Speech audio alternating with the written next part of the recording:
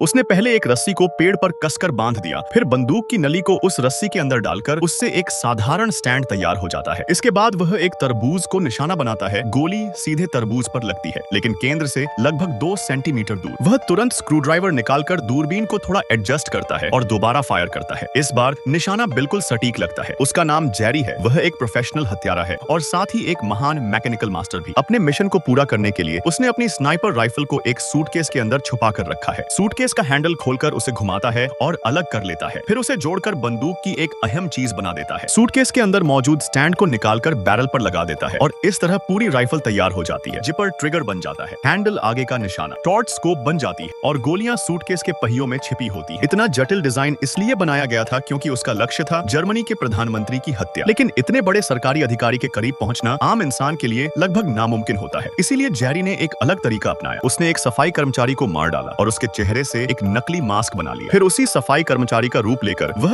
उस कंपनी में काम करने पहुंच गया जहां प्रधानमंत्री का बेटा मालिक था। जब भी कोई कर्मचारी उसके पास आता, वह जानबूझकर जोर से खांसता और थूक देता। इसी तरह वह बिना शक के कंपनी के अंदर पहुंच गया। वह कचरे की गाड़ी धकेलते हुए ऐसे चल रहा था जैसे कोई अदृश्य आदमी हो। फिर वह एक ऑफिस में पहुंचा, खिड़की के पर्दे बंद किए और बैग से पिस्तौल निकालकर उस पर साइलेंसर लगा दिया। अगर कोई उसे देख भी लेता तो उसकी किस्मत खराब होती, लेकिन आवाज ज्यादा होने की वजह से सुरक्षा गार्डों को शक हो गया। जेरी किसी से नहीं डरता था। जो भी रास्ते में आया वह उसे खत्म करता गया। आखिरकार उसने कंपनी के मालिक यानी प्रधानमंत्री के बेटे को पकड़ लिया और उसके पैर में गोली मार दी। वह उसे मार सकता था, लेकिन उसने जानबूझकर उसे जिंदा छोड़ दिया। घर लौटकर उसने अपना भेष बदला और चेहरे का मास्क उतार दिया। जैसा उसने सोचा था वैसा ही हुआ। प्रधानमंत्री अपने घायल बेटे को देखने अस्पताल पहुंचे। गणना ठीक करने के बाद उसने फिर से निशाना लगाया। अचानक गोली चली और चारों तरफ अफरा तफरी मच गई।